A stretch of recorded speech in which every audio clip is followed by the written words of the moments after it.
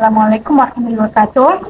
Dalam video kali ini saya akan sedikit sharing tentang fikih sholat guna untuk memenuhi tugas UTS mata kuliah ilmu fikih. Pertama itu pengertian sholat. Sholat menurut bahasa itu doa. Artinya secara bahasa orang yang sedang melakukan sholat itu berarti dia sedang berdoa kepada Allah. Kalau menurut istilah, sholat itu ibadah yang terdiri dari perkataan, perbuatan yang diawali dengan takbir dan diakhiri dengan salam. Ya betul, Wahir. Jadi kesimpulannya, sholat itu rangkaian ucapan dan perbuatan yang diawali dengan takbir dan diakhiri dengan salam, serta syarat-syarat yang telah ditentukan. Ada nggak ya dalil perintah untuk sholat? Ya sih. Ya, ada. Itu surat Al-Baqarah ayat 43 yang berbunyi Bismillahirrahmanirrahim wa aqimus sholata wa atuz zakata warka'u ma'ar raki'in, yang artinya dirikanlah sholat dan bayarkanlah zakat dan rukulah bersama orang-orang yang rukuk. Yang kedua, hukum sholat. Hukum sholat itu ada dua, wajib dan sunnah. Yang pertama wajib.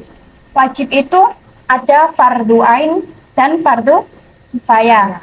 Yang fardu ain itu sholat yang wajib dikerjakan dan tidak boleh ditinggalkan. Seperti contohnya sholat 5 waktu.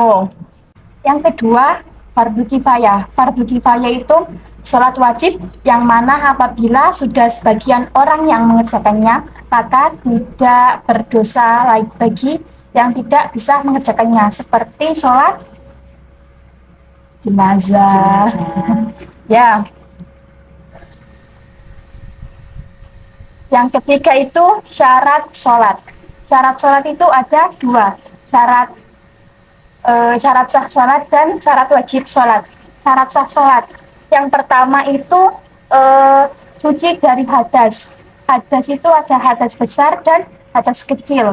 Kalau hadas kecil itu bisa disucikan dengan wudhu dan tayamum. Kalau hadas besar itu dengan mandi wajib. Yang kedua suci dari najis. Yang ketiga menutup aurat. Yang keempat telah masuk waktu sholat. Dan yang kelima menghadap kiblat akhir. Yang kedua itu ada syarat wajib sholat. Syarat wajib sholat yang pertama itu harus Islam. Harus Islam ya. Kalau nggak Islam berarti nggak boleh. Ya nggak boleh. Yang kedua balik. Yang ketiga berakal. Yang keempat suci dari haid. Yang kelima sudah tahu ajaran Islam. Dan yang terakhir itu berjaga.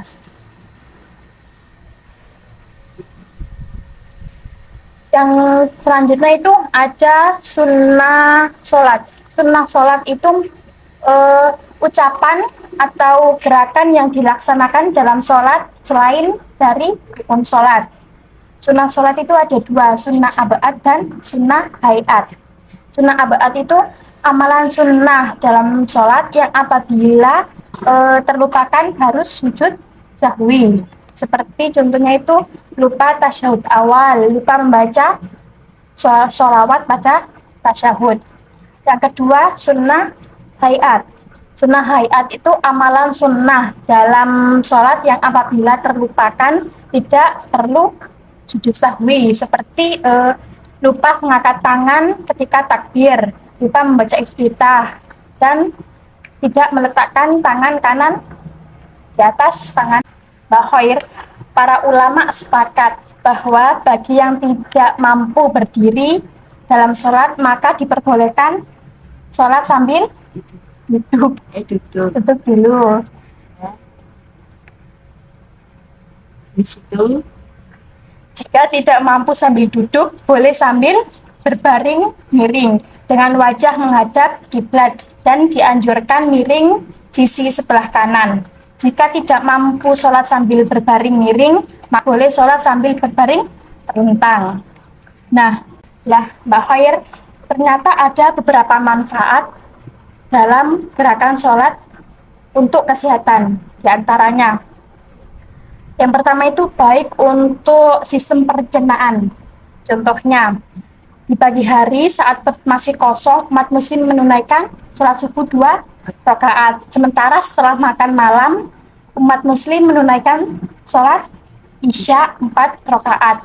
Lah, itu dapat meningkatkan fungsi organ hati, merelaksasikan usus besar, serta membantu kinerja usus menjadi lebih baik.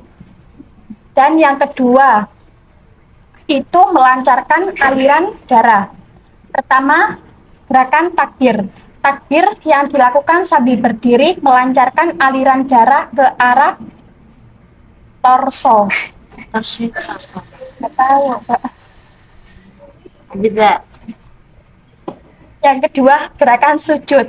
Sujud untuk kesehatan dari sisi sains adalah membantu aliran darah ke otak karena posisi kepala berada lebih rendah daripada jantung. Ya, di situ. Yang ketiga, membuat tubuh rileks. Saat gerakan duduk atau tasyahud, pada saat duduk di antara dua sujud ataupun duduk tahiyat, bagian paha, lutut tulang belakang, dan persendian berada dalam posisi yang memberikan efek relaksasi seluruh tubuh. Tekanan yang terasa pada saat duduk ini akan dirasakan seperti halnya pijat yang membuat tubuh rileks. Yang keempat itu pergerakan sendi. Saat menunaikan setiap posisi sholat, ketika sendi bergerak dan saling bertumpuk, maka akan ada aliran nutrisi dan oksigen ke seluruh tubuh. Hal ini tuh dapat mengurangi resiko mengalami nyeri, persendian, radang sendi, artritis, hingga lumpuh. Yang kelima itu baik untuk postur tubuh. Itu dapat membuat postur tubuh menjadi lebih ideal.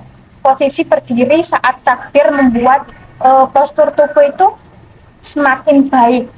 Posisi tubuh lurus, benar-benar tegak, dan tahu betul bagaimana menopang berat badan. Terlebih gerakan sholat itu kan dilakukan beberapa kali dalam sehari sehingga postur tubuh terlatih lebih tegak. Yang keenam, peregangan tubuh. Ketika gerakan rukuk atau saat punggung membungkuk 90 derajat, manfaat gerakan rukuk adalah tubuh bisa melakukan peregangan namun tidak berlebihan dalam punggung, paha, dan betis meregang sekaligus melancarkan aliran darah. Yang ketujuh itu mengendalikan otot perut. Manfaat gerakan sujud saat sholat juga membantu tubuh mengendalikan otot perut agar tidak mengembang terlalu besar. Apabila dilakukan terus-menerus tanpa sadar, gerakan sujud dapat memperkuat otot abdominal. Dan yang terakhir itu ada terapi psikologis. Salat adalah salah satu bentuk terapi psikologis yang membantu menenangkan jiwa sekaligus melepaskan beban. Ada gerakan yang lembut, harmoni, dan juga koordinasi dari setiap gerakan sholat sejak awal hingga akhir. Bahkan gerakan seperti sujud mengalirkan darah lebih lancar ke otak, juga berdampak positif bagi daya ingat, konsentrasi, dan kemampuan kognitif lainnya. Mungkin itu yang dapat saya sampaikan, kurang lebihnya saya mohon maaf yang sebesar-besarnya. Wassalamualaikum warahmatullahi wabarakatuh.